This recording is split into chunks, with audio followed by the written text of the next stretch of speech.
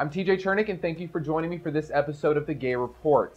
Bad news for gay marriage in Illinois. State Representative Greg Harris announced that it would be unlikely that the bill would be pushed into law this year, and that Medicaid pension programs, as well as approving an overall budget, would take precedence during the General Assembly session.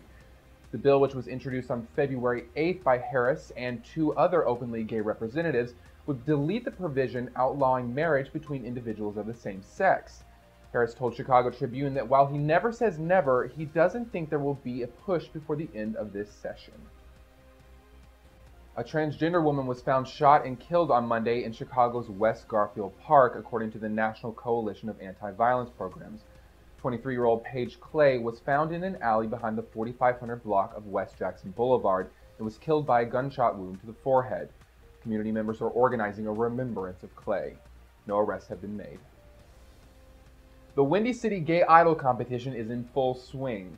The singing competition brings hundreds of people from all over the city to compete for the title of Windy City Gay Idol. One of the city's biggest LGBTQ events, the event begins with a series of tryouts at local bars around the city and progresses through audience votes to a semifinal and ultimately a final round on Saturday, June 16th. I caught up with an organizer, Cynthia Holmes, to find out more about this year's competition. I'm here with Windy City Media Group Promotions Director, Cynthia Holmes. Thank you so much for joining us. Oh, my pleasure. Nice to see you, TJ. I would like to know, what is Windy City Gay Idol and how does it work? Windy City Gay Idol is a singing competition in the gay community primarily. You don't have to be gay to compete, but you have to be comfortable posing as the Windy City Gay Idol. It's a competition that is throughout from usually April to June. We go through about 10 bars. There's 8 preliminary rounds where you can place, sing and win and get your place in the semifinals. And then we have the finals where we crown our Windy City Gay Idol, our winner for the year. And what are some of the bars that you've held it at or will hold it at? This year, we've done the Glenwood. We're at Jackhammer here tonight. We're going to be at Crew on Thursday. We are doing Tees. We did the Closet. We have lots of great bars that participate and support the gay community involved.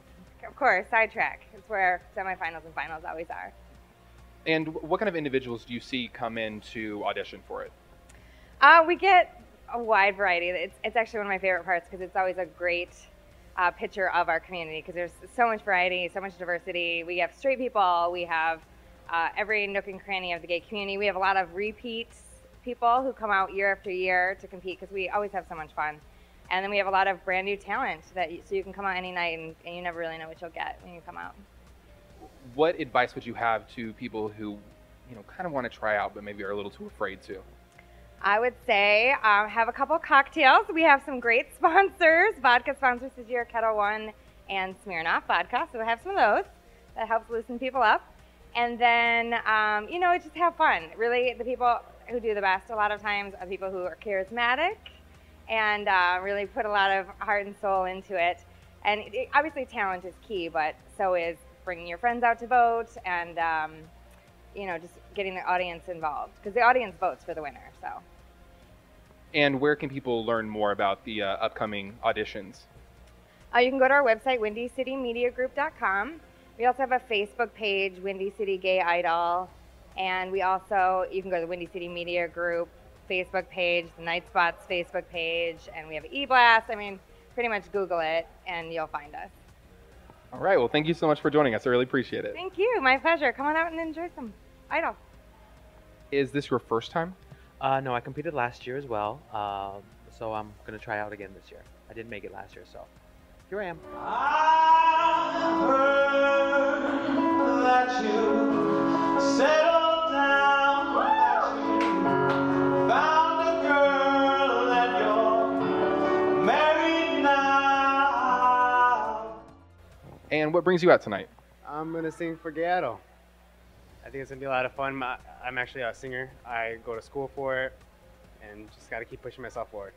And what advice would you have for people, since it's your second year, that are maybe a little too afraid to come out and give it a shot? That you just got to push yourself. You can't worry about the crowd. They're really supportive and they're a lot of fun to be around. It's fun to be in front of everybody, that you shouldn't hold yourself back, that you should just let go of all your fears and just sing.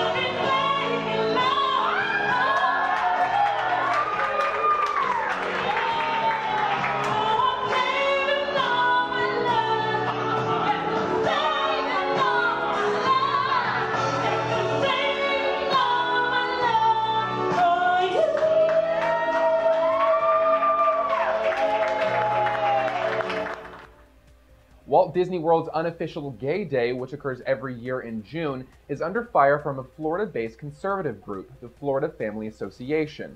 The group claims to have raised over $4,000 to hire an aircraft company to fly a banner warning families about the June 2nd event at the Orlando resort. At present, the banner can be flown for 10 hours, but organizers are attempting to raise more money for even more airtime. While Walt Disney Company never officially sanctioned the event, the organizers who started the event in 1991 report bringing in over 150,000 gay and lesbian travelers to the event each year. To find out more on the event, visit gaydays.com. Los Angeles Police Department announced Thursday major changes to the way police will interact with transgender individuals. According to KTLA News, officers will no longer be able to pat down transgender individuals to determine their gender, having to determine it by a person's clothing or demeanor. LAPD will also introduce a separate holding facility where transgender inmates will be able to receive male and female clothing and special medical treatments like hormones. The facility will be at a special section in downtown Metropolitan Detention Center where transgender men and women will be held until they're arraigned. The new policy enacted by the LAPD is aimed to cut down on the physical and emotional abuse transgender people often face in jail. In entertainment news, the second ceremony of the GLAAD Awards will be held this weekend, and the Hunger Games star Josh Hutcherson will be honored at the event.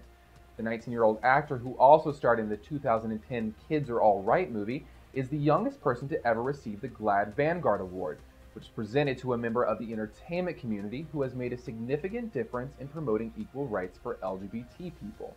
Hutcherson is being honored for his work founding the Straight But Not Narrow campaign, aimed at straight males using comedy and their peers to positively influence their views on the LGBT community.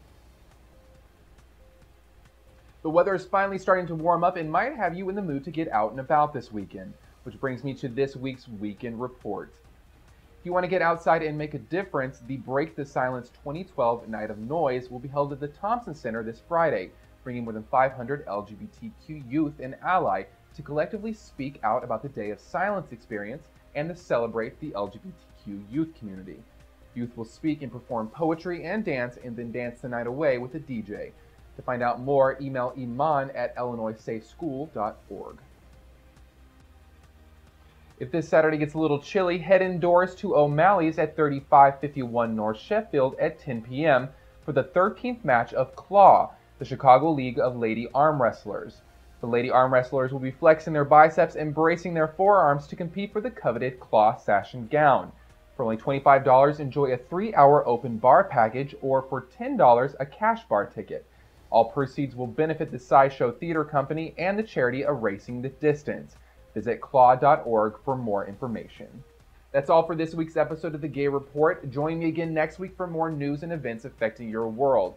And don't forget to like us on Facebook and let me know if you have any events you would like to see covered at tj@gaychicagotv.com. That's all for now, so until next time, stay proud, Chicago.